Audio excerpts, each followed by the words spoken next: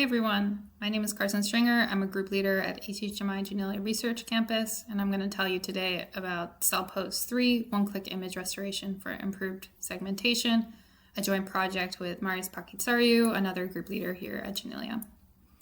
So first I'll give a brief summary of Cellpose 1 and 2 with the problem we're trying to solve, which is cellular segmentation. So what is cellular segmentation? Basically we have an image of cells and we want to, in a sense, draw a circle around all of these so that we can count cells, determine their morphology, track them, other things like that.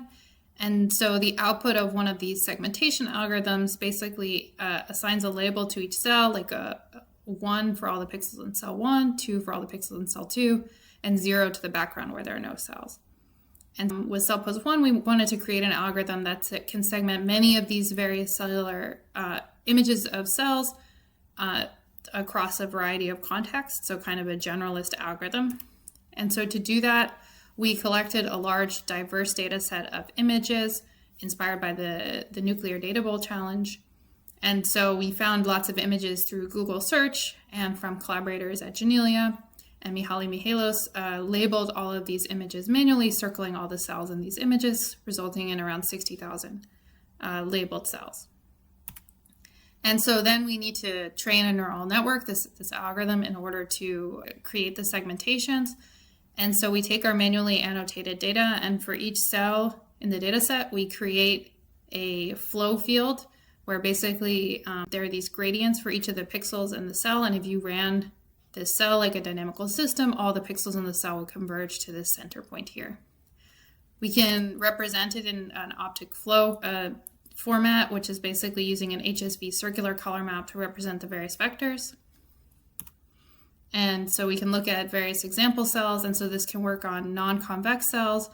These flows can go around corners, things like that. So we can predict a variety of cell shapes. So we take our input images and we predict from the neural network. We train the neural network to predict these flow diagrams, and also a cell probability map that's 0 in the background and 1 where the cells are. And we do this prediction with a neural network, which has a UNet architecture, downsampling and then upsampling with these skip connections, has residual blocks, which increase its capacity, and also this style vector, which we propagate to the later layers of the network, which can also be used for estimating the diameter of objects in our images. Once we have a prediction of the flows from the neural network, we have post-processing steps in Cellpose, which take these flows and convert them into cell masks. So basically all the pixels that are above a certain cell probability are run as this sort of dynamical system governed by these flows, and all the pixels that converge to the same point are assigned to the same cell label. So that results in this cell label image like I described before, with zeros in the background and then 1, 2, and so on for each of the various cells in the image. And so this algorithm trained on that large data set works well on a wide variety of images. So these are example test set images that the network's not been trained on. You can see it segment a variety of cellular images and even images like garlic. And so how do we benchmark how well the algorithm did? So we have our predicted masks and we have our ground truth masks, and we find the ground truth masks that are best matched to each of these predicted masks using intersection over union. And so now these predicted masks are colored by their best matched ground truth mask.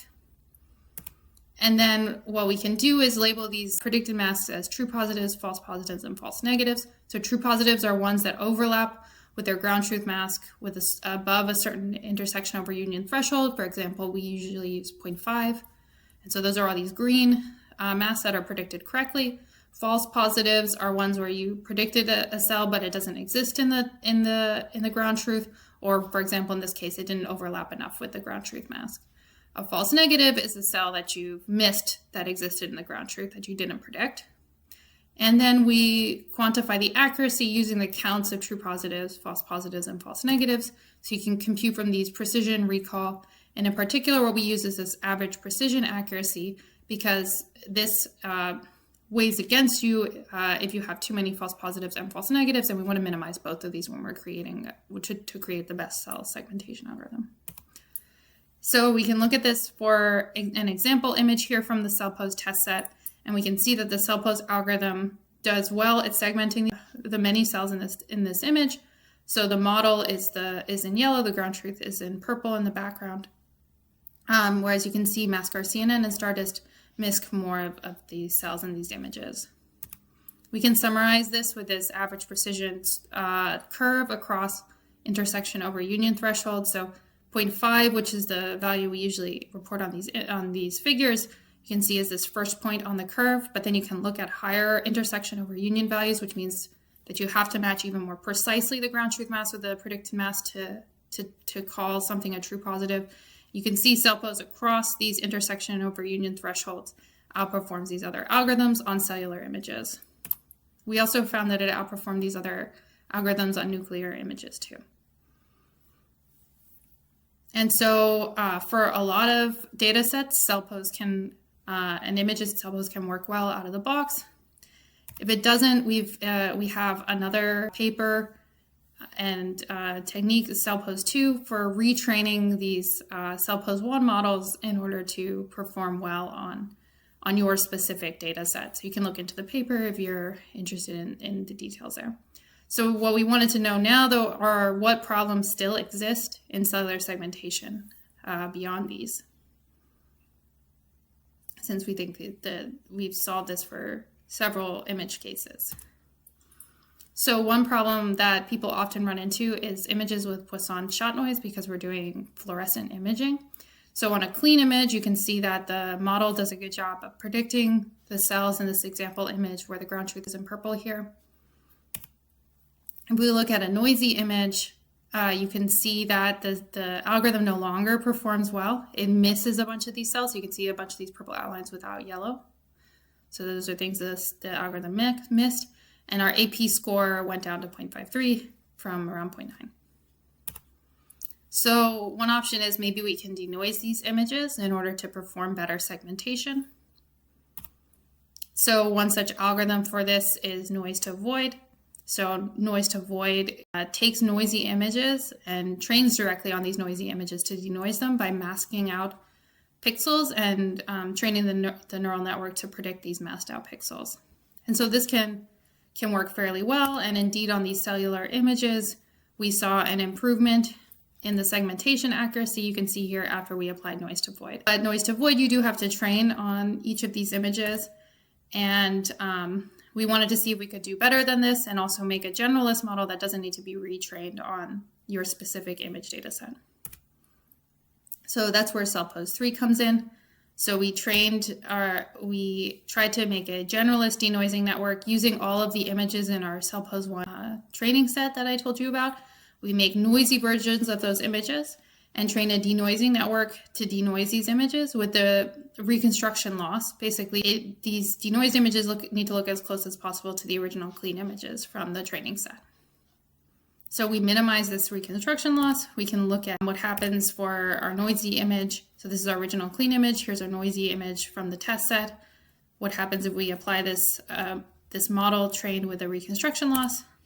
We can see that we improve the segmentation. The image also perceptually looks better. And so you can see here. So we can get gains by training with a reconstruction loss on a general data set to make a generalist denoiser. Additionally, we thought we could improve this even further because our ultimate goal is to segment well. So we thought we could also try adding a segmentation loss to this neural network.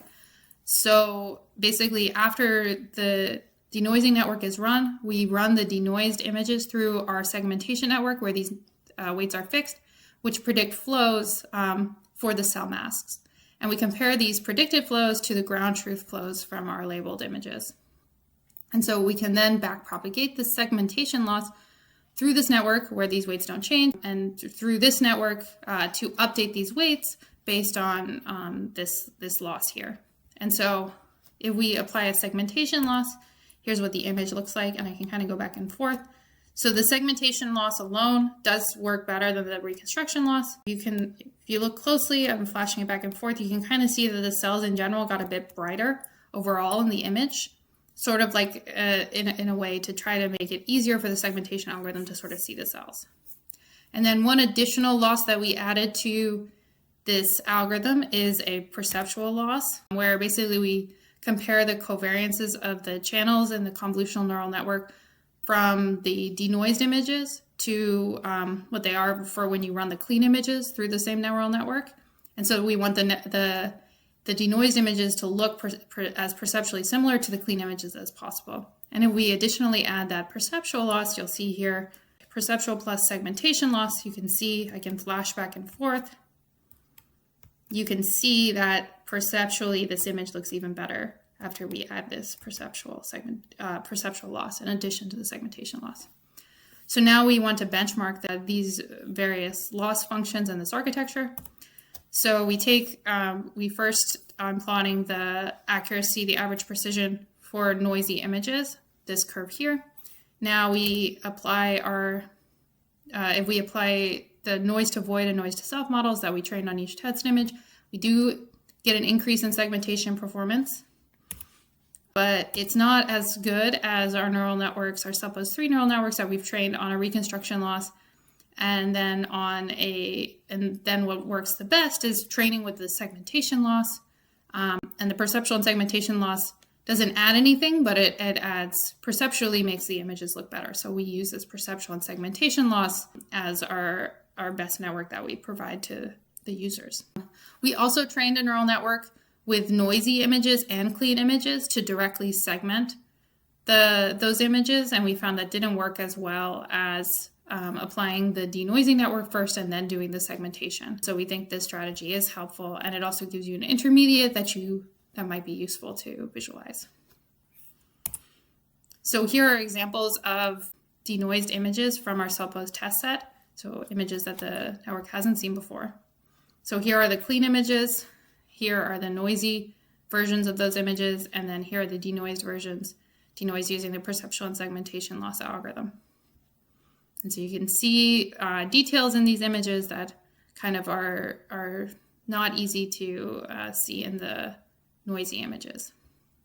And if you look at the scores, you can see an improvement in performance from the noisy to the denoised images.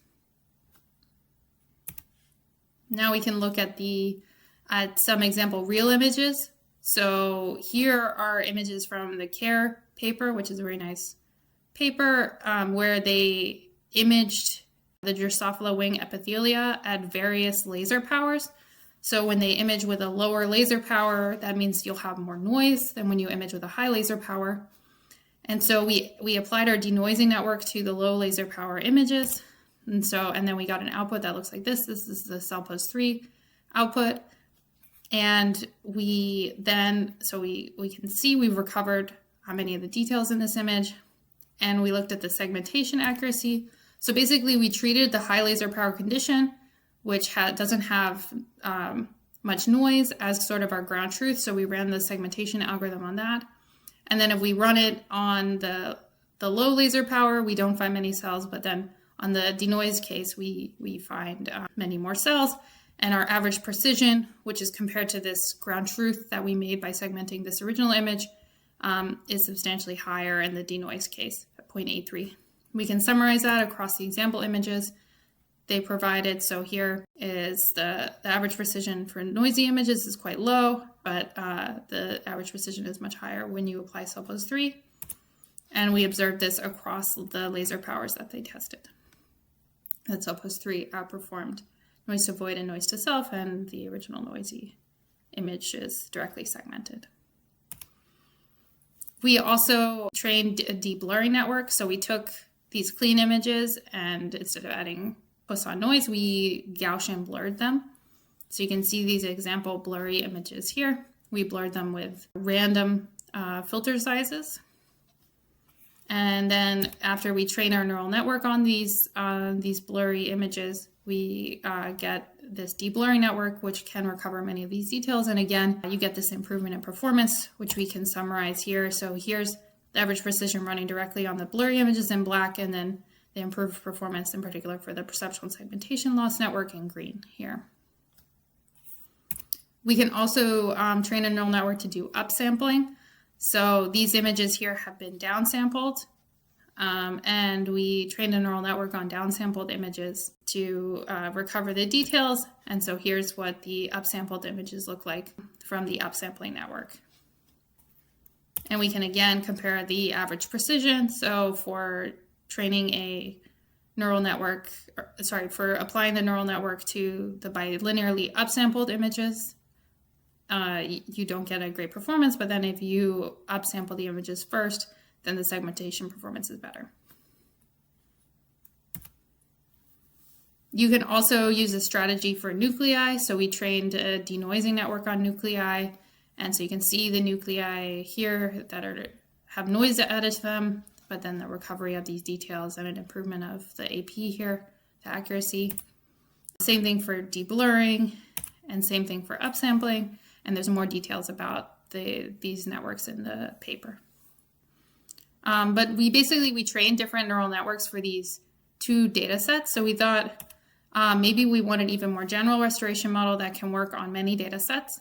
So for that, we also need a general segmentation algorithm that will work on all these data sets if we want to apply our segmentation loss I described. So what we did first was we trained a segmentation algorithm on the Cellpose dataset, nuclei, and then a variety of other data sets, including bacteria and other cells, and created this Cyto3 segmentation model, which you can use in the Cellpose repository. And I'm showing here example segmentations on the test set from this data set. And so you can see for a variety of images, this segmentation algorithm works quite well. And so now we can take the segmentation algorithm and use all of the data sets here to create what we call a sort of one-click restoration model that can work across many data sets and degradation types. So we can train models across all the data sets.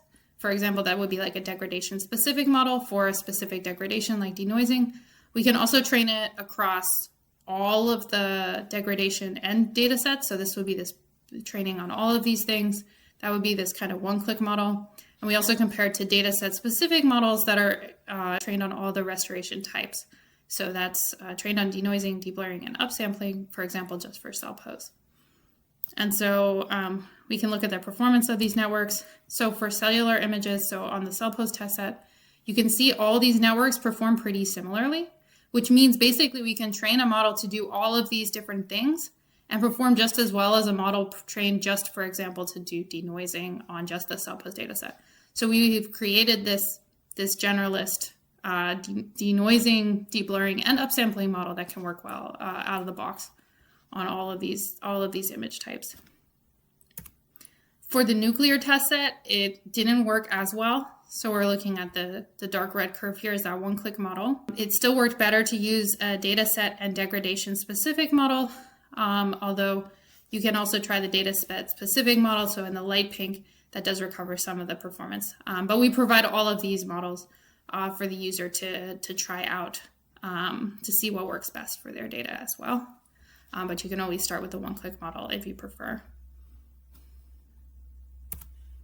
All right, so here example one-click denoising of images. So here are the clean versions of the images from these various data sets. Here are the noisy versions with Poisson shot noise added. And then here's the one-click restoration of those images. And so you can see a recovery of the details. And in particular, you can see that the segmentation improves from the middle row to the last row where we've denoised the images. So this model can work across a variety of images and data sets. So if you're using Cellpose3, you're going to want to install Cellpose in using this command in the command prompt or an Anaconda prompt. So you run basically pip install Cellpose GUI, and then you can open the graphical user interface with Python m Cellpose. And so this is what happens when you open your GUI and then you drag and drop an image. You'll see your image here. And then you can set the diameter of the objects in your image. You want to do that because these denoising restoration models have also been trained they've been trained with a diameter of 30 for everything. So you want to tell the network what the size of your objects are. And then you want to also specify the channels you want to run on. And then you can click this denoise button here. So if we do that, then you can see that basically we've denoise this example image here, and you can see many of the finer features in the image here. We also have example code notebooks that you can find in the GitHub repository. And I'll go through briefly how the code works for these denoising models or restoration models. So you import from Cellpose the denoise module, and then to create the denoising model class, you declare this with your model type. So for example, denoise Cyto3 is the model type I'm choosing here. I put the model in the GPU, and then I run the eval method on my images. And here, if I leave channels to none, then it'll apply the model to all the channels in my image, or I can specify specific channels, like in Cellpose, you say channels 1 and 2 to run on the first and second channels. In particular, you want to set the diameter, as I was saying, because the model has been trained on a fixed diameter. So you need to tell it the size of the objects in your image. And then the output of this method eval is this images underscore dn. And so these are your denoised images. If you have two channels and the second channel is a nuclear channel, you might want to try running the nuclear denoising models as well. So you can do that by saying chan2 equals true. And so under the hood, what's going to happen here is the denoise model loads in denoise underscore Cyto3, and it also loads in denoise underscore nuclei, and it will run the denoise Cyto3 model on your first channel in this example here, and it will run denoise nuclei on your second channel here. We also have these upsampling models, and so this outputs your images at a different size. So for example, in this example here, we put in images of size 10, and we upsample to a diameter of 30, so your images will be 3 times larger. So just keep that in mind when you're running these models here. And so just to summarize, here's a flowchart for how to think about Cellpose 1, 2, and 3. So if Cellpose 1 works on your data, then that's great, you're kind of done, it works out of the box. If it doesn't, you can ask, are your images noisy, blurry, or low res? If they aren't, then they just are out of sample for Cellpose, and you want to train your own Cellpose model using Cellpose 2. If they are, then you can try Cellpose 3, and you can see, does Cellpose 1 work now? And if it does, that's great, you're done. If it doesn't, then you need to train a Cellpose 2. And so thanks for listening. You can check out the code on GitHub and put an issue if you're having any trouble running the code, and check out the paper. Thanks.